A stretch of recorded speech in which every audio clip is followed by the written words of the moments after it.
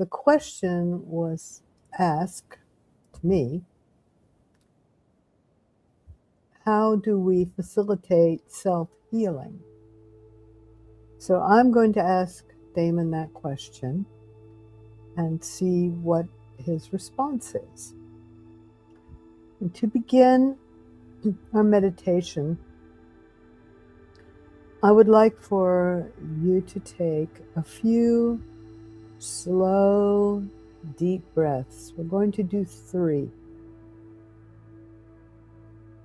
So allow yourself to inhale.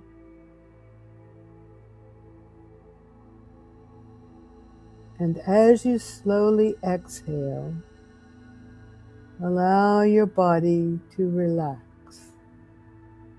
Imagine then that all of the tension and tightness are escaping on your breath as you slowly exhale and you take a second breath. This time, inhale light and love and abundance and healing. And exhale any darkness, any stuck energy, anything that's in your body that's holding you back. Just allow yourself to let it go with the breath. And we shall take one more deep breath.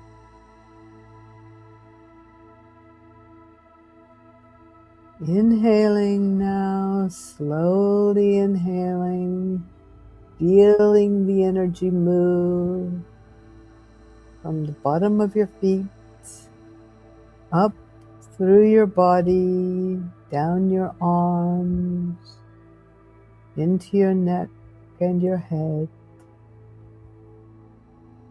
filling you with light, filling you with love.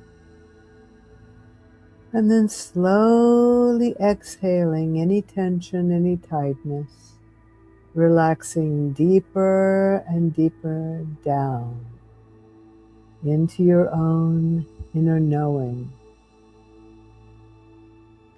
And now we shall allow Damon to comment on self-healing.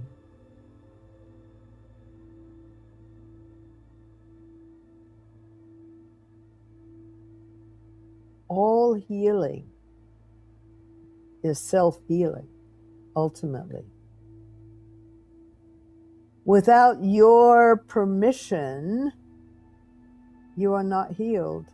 Even the best physicians in the world, at the best hospital, anywhere, cannot heal you if you do not participate and desire to be healed. So you might say, well, what about those people who just want to commit suicide? Well, they're in search of healing. And sometimes that quote unquote suicide comes in the form of illness. But in reality, even though they may be thinking they need an escape,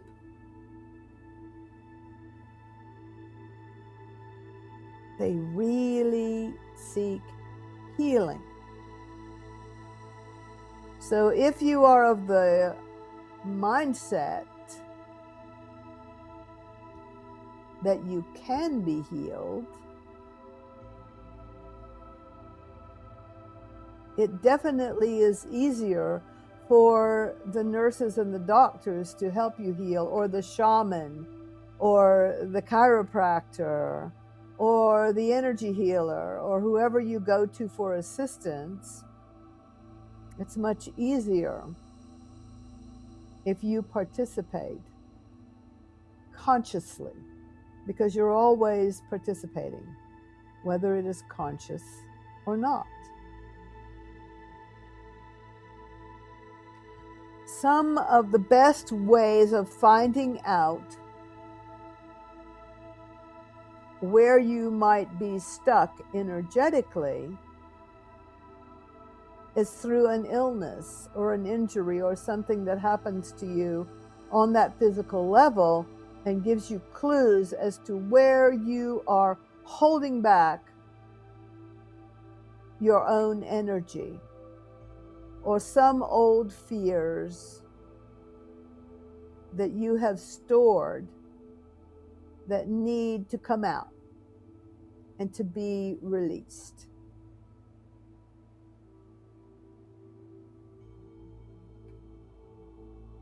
So for starters, a very good way to begin your own healing practice is to be present in the moment.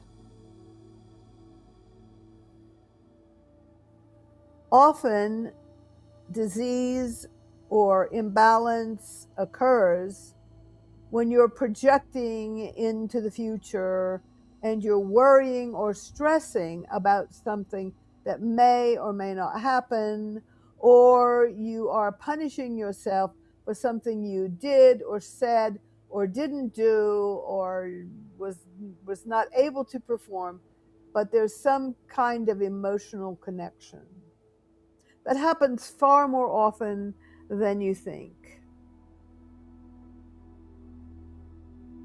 And so, spending some time in meditation where you are examining your own beliefs about yourself can be extremely helpful in self-healing.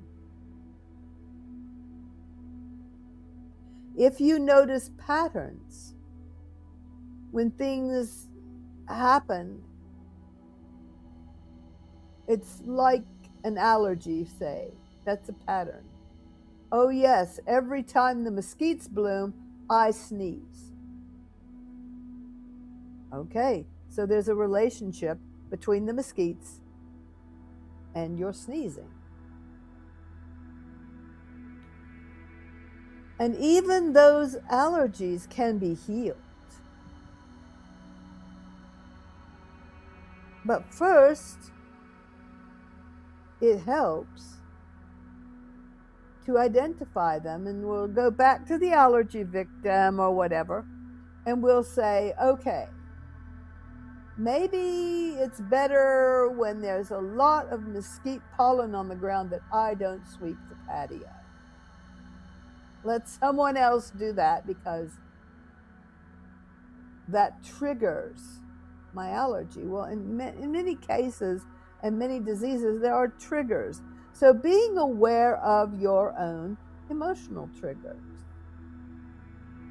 can be extremely helpful because they can show you where you're blocking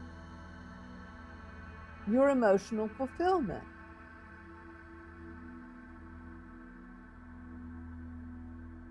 And then with that information, it can help you to overcome whatever it is that's quote unquote plaguing you.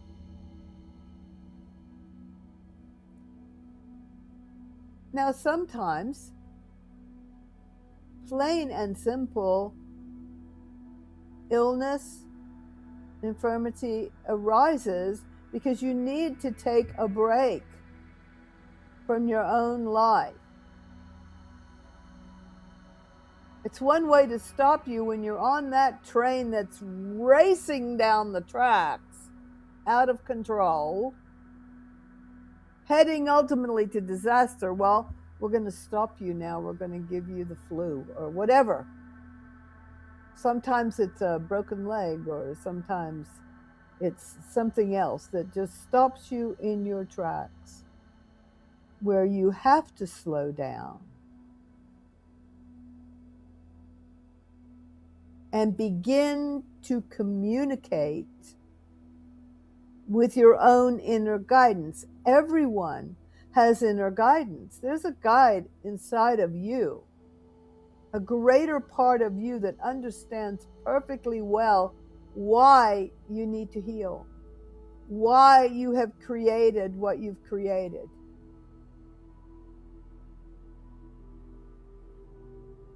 But in order to communicate with that guide, you need to open up your own vision.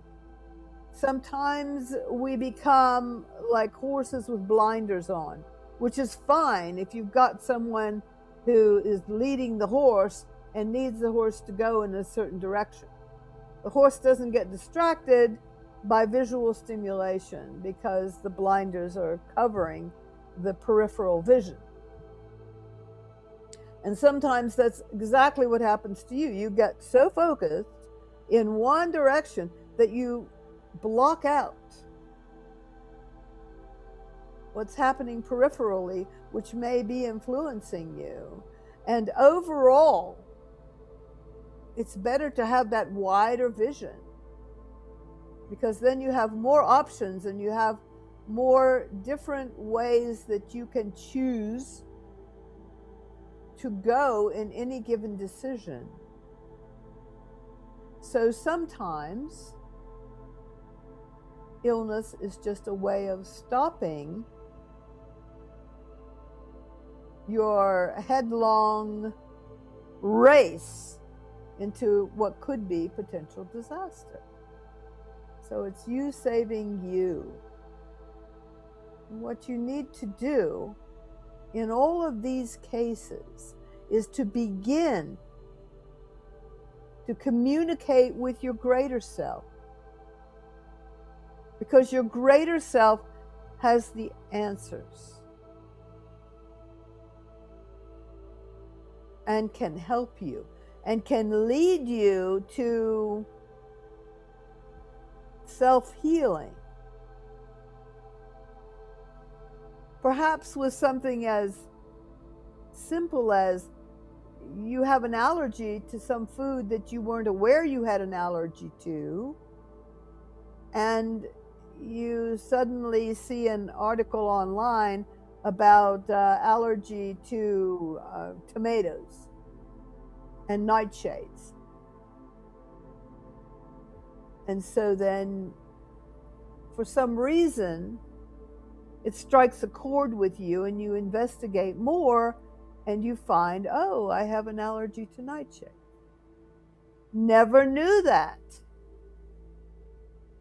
Everybody in my family ate tomatoes and we're Italian and everything was about the tomato sauce. Whatever. But you can find these little tidbits of information will come to you when you need them.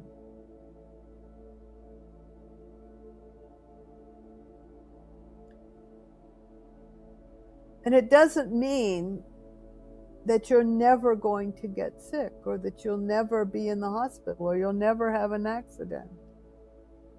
It simply means that you increase your level of awareness and understanding so that you can have some sense of understanding why.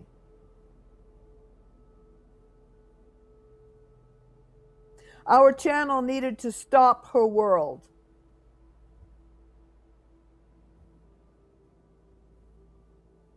She needed to be in a more receptive state of mind. And she created a major accident that caused her to have to redo a surgery, that caused her to have to be homebound. And the big message here for her is take your time and not to go just one day at a time, but one moment at a time. and be completely conscious in that moment.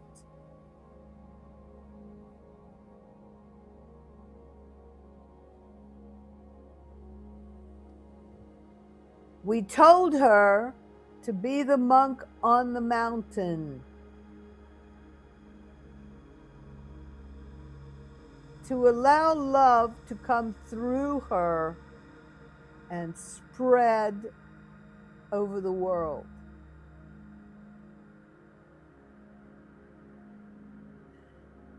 And it has nothing to do with communicating with other people. It has to do with her allowing herself to be receptive to her highest good. And since she is a person of little patience, she was given a challenge that required great patience. And so instead of feeling each moment like she's failing because she's not 100% go, go, go and ready to run a race, she is learning how to be conscious in each moment and do what she can, which will then move her to the next moment. To stop living 3 months down the road and start living today. Not only to start living today, to start living in this moment. And for many people in this society, we're always rushing ahead to that next thing and not being fully conscious of this moment.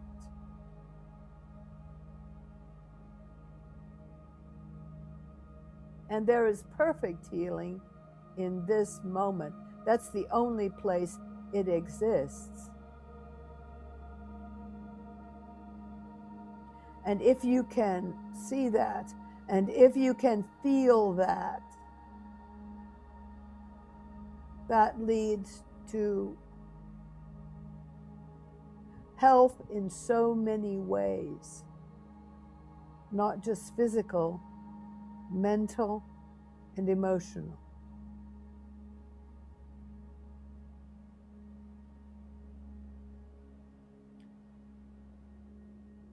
And it doesn't matter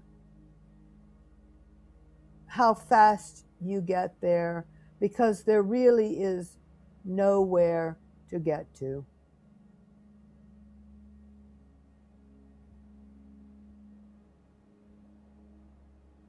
Now, there are some other suggestions. Gratitude is very healing. So if you can think of 3 things you're grateful for, especially if you're feeling blue,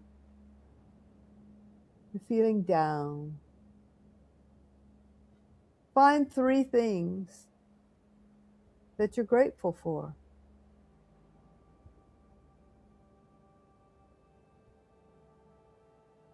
Another elixir for healing is laughter. When we speak about laughter, we're talking about the frequency of laughter. It's a very high frequency.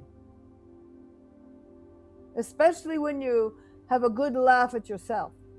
That is the highest. But if you can't find the joke in that, you may find a movie, a television show, a book, just thinking of funny situations that bring laughter, because laughter raises your frequency.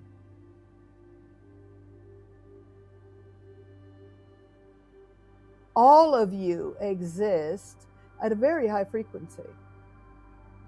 But when you come into the Earth School, your frequency is limited, and some more so than others. But sometimes those who have the most limiting childhoods end up becoming healers. And because in this attempt to raise their own frequency, they are able to go higher and higher until they're at a place where helping others is how they raise their own frequency even higher.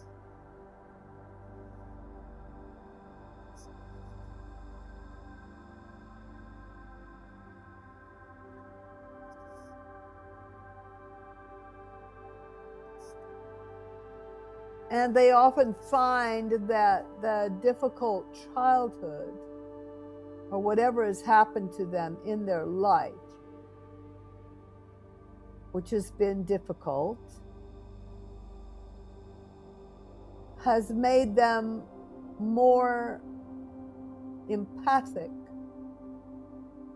and empathetic to others, which is what really makes a good healer. It's essential for a good healer. And we'll simply say in closing that when you choose to come to Earth School, first and foremost, pat yourself on the back. You're very, very brave. It's a difficult school to come to. More difficult than any Ivy League university.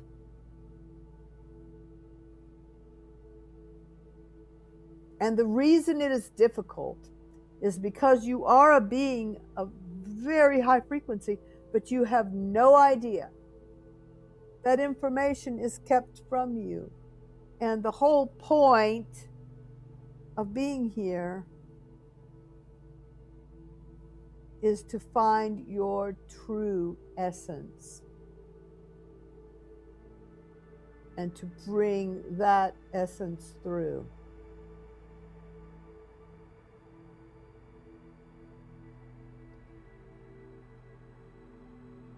So use that information. You also all have guidance. You have higher parts of your own being that are your teachers. You have angels. You have spirit guides. You have so much help. But it's up to you to ask for it. Now, sometimes on a subconscious level you do, and it comes. But when you're consciously asking for it, for that help, you will find signs all around you. But just the knowing that because you are here and on this journey, you have tremendous courage.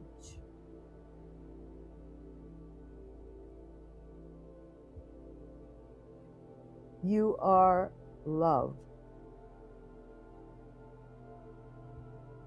And you're here to return to the awareness of love that you are. And we salute your courage. And we say, be of good cheer and find something that brings you joy and laughter. Thank you for your kind attention. The channeling is over. And it's time to return to waking consciousness. If you wish to fall asleep now, you can turn off the recording. Otherwise, we're going to begin to wake up as I count backwards from 5 to 1. 5. Feel your consciousness in your physical body now. Moving your consciousness down from your head, through your neck, your chest, arms, abdomen, legs, and feet.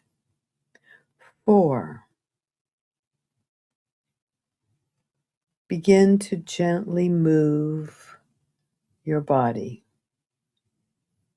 Gently move, sway back and forth. Feel your physical body. 3. Wiggle your fingers and wiggle your toes. Allow yourself to yawn and just open up and allow all that air, the breath, to come in. 2. You're feeling more awake and more alert. 1, you're feeling better than ever before and ready to have a wonderful day.